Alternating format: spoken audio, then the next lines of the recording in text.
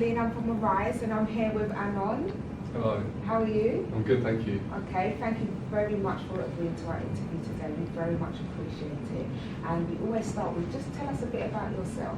Okay, so I'm Anon. I'm a 24-year-old Christian rapper from Essex. Got a wife, 3 kids, another on the way. And my story is similar to a lot of people's. You know, I'm just trying to break down barriers and sort of push forward the faith that I follow. Fantastic. That's what on at the bottom where, you know, time I'd forgotten the person who wrote that song, but the meaning and the purpose behind it was still relevant. And, you know, so first it was just that, it doesn't matter who I am, it's the message that's important. And, you know, it's that no name's relevant except from the Lord, you know, so I thought just keep it simple like that. Okay. So how did you become a Christian? For me, it was a long journey. I mean, I was born into a Christian family. My parents took us to church every week when we were young, but I never really got grips with it. You know, and come my early teens, I fell away from all that and was more concentrated on, you know, stacking paper and chasing the hip hop dream, and so I fell quite far away. And by the time I was 16, I'd left my parents' house and I was between sofas and the streets and just whatever I could see a profit in. I was doing stupid things for a long time, and you know, it cut about 4 years ago. I just turned 20 and I thought this isn't right. You know, there's something that's missing. There's no fulfillment in what I'm doing. You know, I had the money. I had loads of people around me that were looking up to me, but it just weren't. You know, there was nothing there for me. It was quite empty. So I found myself leaning back towards faith, and you know, it was the first step. It was, you know, I took that step wrong because I was going to church every Sunday. I was trying to take my boys with me, and then I was walking outside of church and carrying on with the madness. You know, I was being this different person inside those walls, like God's eyes were only there. And then I was walking out and I could drop shots. I could do all these silly things, like God weren't watching. And I remember I knew deep inside myself that weren't right. And I remember I sat down and I prayed and I said, God, I can't do this on my own. I've got no strength. I need you. And he came, and he came hard, and he completely broke me down. I thought I'd lose my mind. And I went through a lot of stuff for a long time. I completely lost sight of who I was and what I thought was important in this person I created. And you know, he broke me down. And when I reached rock bottom, I felt him say to me, "Now we'll build you up." Yeah. You know. And since then, you know, everything's fallen into place for me, and you know, I thank Christ every day for the forgiveness I've been shown from what I came from. Oh, that's fantastic. So you said that you're a rapper. How did you get into rapping? As I say, it was a big part of the life I used to lead, with the underground grime and hip hop scene. You know, I wanted to be that bad man. I wanted to, you know, and you know, I did a lot of music. I'd done a duo with my brother where we did quite a lot of good stuff. We toured and stuff, and it was okay. But again, it's just that, you know, I look back at it now and I'm talking about how I'm stacking money and who I'm gonna, you know, run up on and how I'm gonna get bigger, and it's just, you know, it's not, you know, there's nothing in it. It's another empty street to chase. And that was because it was such a big part of the person I used to be.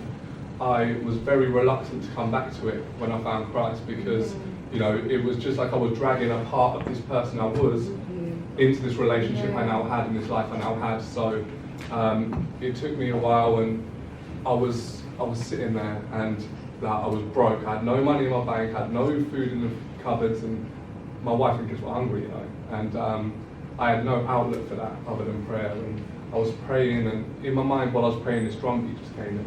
And I hadn't heard anything like that in my head in a long time. And I just started to pen how I was feeling.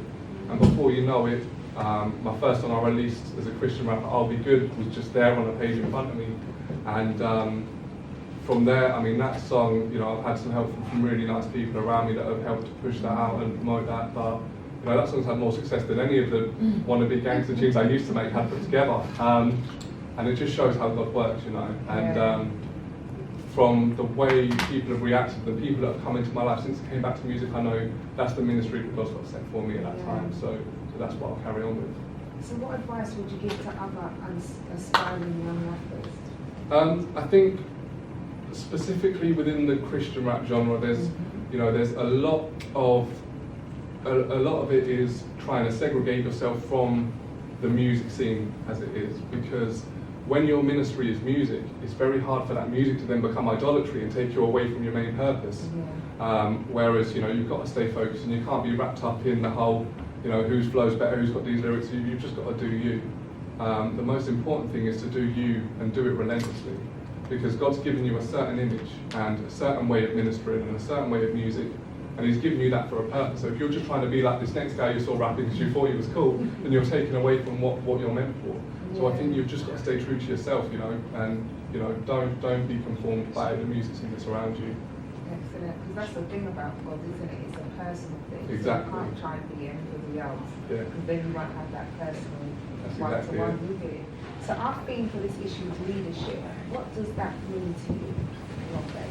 I think leadership, it's a funny thing, because it's, a lot of people will wait to be given leadership, and although, sometimes you need that to kick you off, I think you need to see where you need to lead.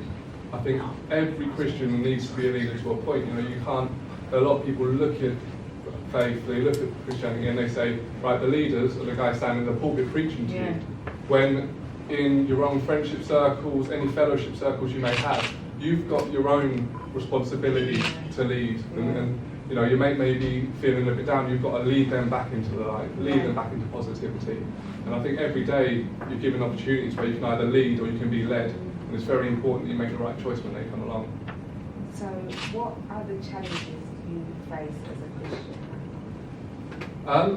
A lot of it is, as I said before, it's about not being conformed by the music scene, and generically as a Christian rapper, you've got to find that balance. You've got to find your place in your audience, and whether you're going to straight from Christians that are already there, whether you're going to save new souls, find new Christians, or whether you're going to do a bit of both. Me personally, the hardest thing for me is fitting it in. That my faith is a massive part of my life, and I work 6 days a week, so it's very hard for me to then keep that spirituality. But recently, I've been shown ways that everyone I interact with will know how good God is to me. No matter how I meet them, whether it's at work or outside of work. And then I've got my wife and my kids and the fourth on the way, and then I've got to find somewhere to try and write and record music. But God puts me in the right place at the right time, and I've been very fortunate. So there's no struggle that will hold me back. So how are you planning on expanding your music? The biggest plan is not to plan anything.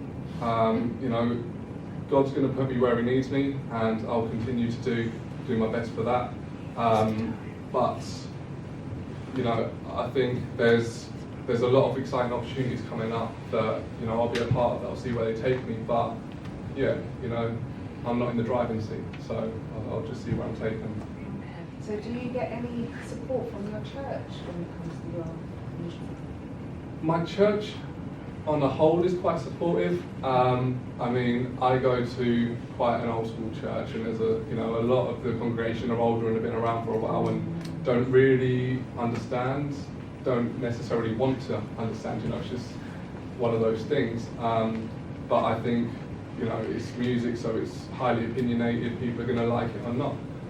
But certainly there is a strong group within my church that support what I do. So do you find that hard that you go to an older church?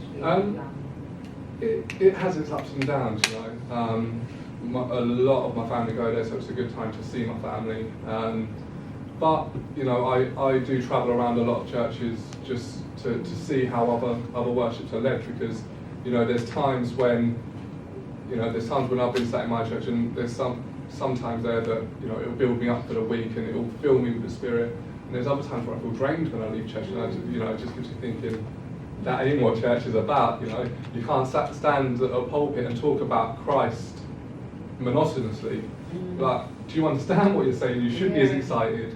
So it's a struggle, but it's like we said earlier, faith is a very personal thing, and you've got to find what suits you and what will build you up. So what's next for Anon as an artist? As for me, I'm going to carry on making music. You know, I've got a plan to do an album by the start of next year and have that ready. And God willing, that'll be out and ready. But other than that, you know, just trying to get out in the community more and carry on spreading the word. Tell us something about yourself that nobody knows. Of late, I've become really, really good at the ukulele. I picked it for comic effects. I thought I'm a tall guy, I'll get a tiny instrument, and I set down some really sick licks. So I'm the next Hendrix on the ukulele, I'm telling you. So you did bring it? I didn't bring it up. No, I'll save that one for next time. Okay, so next time we expect you to bring your ukulele. We'll see. No, you said it. Faith is a must, and it's a must that I don't waste mine. I give love, quit cussing, I don't waste time. I'm refilling it, squeezing them deep lyrics in. All to bearish fruit got me looking like a grapevine. And this world it ain't right, though it may seem okay as you nick your 8th pint. That ain't what we're made for, or what he came for. Sodom done burn, and we're living on the same vibe. So raise a stand up for change. Need you be reminded of the land that was slain, because his faith was in us. So our change is a must, before the outcome disappointed like a Manchester game. And they say I need a better flow. That my lyrics are okay, but which gang am I repping though? If your life is for getting dough, here's a camel and a needle, better get to know.